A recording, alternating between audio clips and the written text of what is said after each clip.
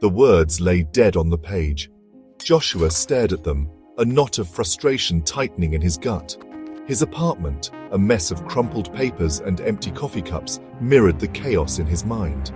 He could still hear his father's voice, sharp and dismissive. Writing. A real job, Joshua, that's what you need.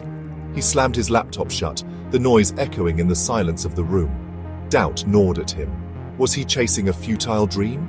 Was he destined to be a disappointment, forever chasing validation that seemed to elude him? He had to get out, to escape the suffocating grip of his thoughts.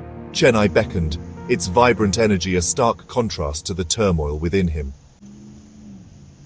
The humid air hit him as he stepped onto the street. The cacophony of the city, usually overwhelming, was a balm to his frayed nerves. Auto rickshaw horns blared, street vendors hawked their wares, and the aroma of spices wafted from a nearby restaurant. Life, in all its chaotic glory, pulsed around him. He walked aimlessly, letting the city wash over him.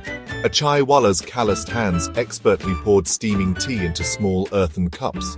A group of children played cricket in a narrow alleyway, their laughter echoing off the walls. Chennai, in its own way, was a story unfolding before his eyes.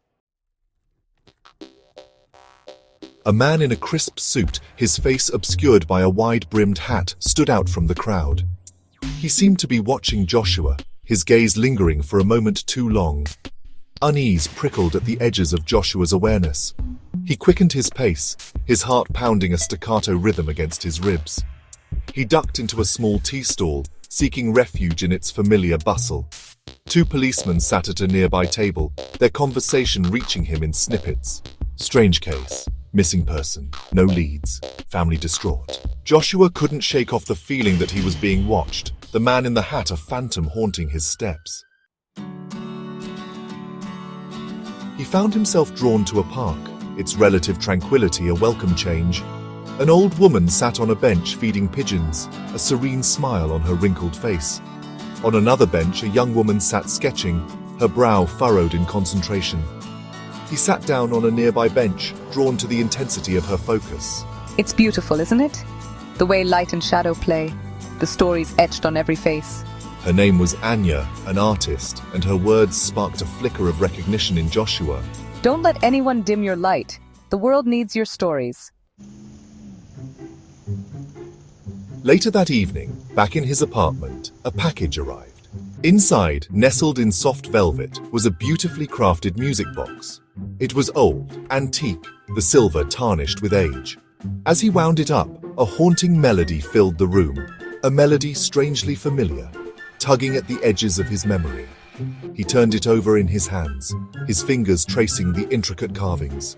And then he saw it, a tiny birthmark, identical to the one he had on his own left wrist. Fear, cold and sharp, shot through him. He had to call Rohan, his childhood friend, the only one who might understand. As he reached for his phone, the haunting melody of the music box seemed to echo the unease that had settled deep in his bones. The birthmark, the man in the hat, the music. They were pieces of a puzzle, and he had a terrifying feeling he was about to uncover a truth he wasn't prepared for.